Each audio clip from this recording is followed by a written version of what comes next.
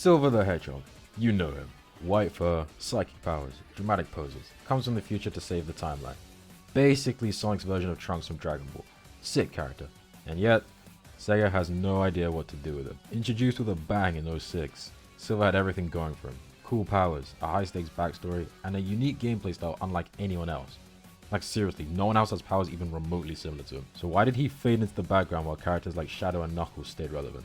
Not that they shouldn't have, I really like those characters. Let's talk about the missed potential of Silver the Hedgehog and how Sega seriously fumbled and continued to fumble a character who should have been one of the most iconic in the series. Silver made his debut in one of the most infamous games in Sonic history, Sonic 06. Yeah, not the best first impression. But beneath all the jank, Silver had a surprisingly complex role. He came from a ruined future, tricked into believing Sonic was responsible for the end of the world.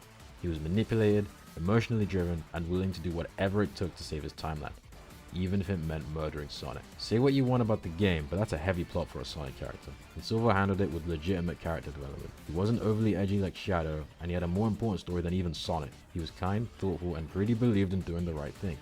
Plus he could freaking throw cars with his mind, come on! Alright, let's actually properly break this down. Why did he have so much potential? First off, his gameplay. Telekinesis in a Sonic game? That's new. You could build an entire game mechanic around lifting objects, moving platforms, redirecting projectiles. There's so much creative space there. Imagine Portal-style puzzles mixed with speed sections. That's unique, especially in a franchise that sometimes struggles to innovate. Second, his character. Silver stands out in a cast full of speedsters. He's not a clone of Sonic like Shadow often feels. He's got his own vibe, hopeful, serious, selfless. He's the guy who stays behind to hold off the apocalypse so the others can escape. That's compelling. Third, his design. His silver fur, glowing eyes, and psychic aura look pretty cool. At least they did to me when I was young. In terms of visual identity, he's top tier. All the ingredients for a standout character. So what the hell happened? Well, Sonic 06 happened. Even though Silver as a character was one of the better parts of the game in my opinion, 06's reputation was so bad it dragged him down with it. Fans associate Silver with bugs, slow gameplay, and Elise. So Sega panicked and as usual learnt the wrong lessons from their mistakes. Instead of fixing him, they just shoved him into the background like many other characters at the time. He did show up in Sonic Rivals, Generations, Forces, and some other spin-offs, but it was always as a side note. His gameplay got simpler, his role got smaller, and eventually he just became another face in the crowd. And it's a shame, because other characters got redemption. Shadow got his own game, Blaze got a full arc in the Sonic Rush games, even Omega and Big have historically done more. Silver? Just kinda floated there. Literally and figuratively. But here's the thing, it's not too late. Silver's story isn't over.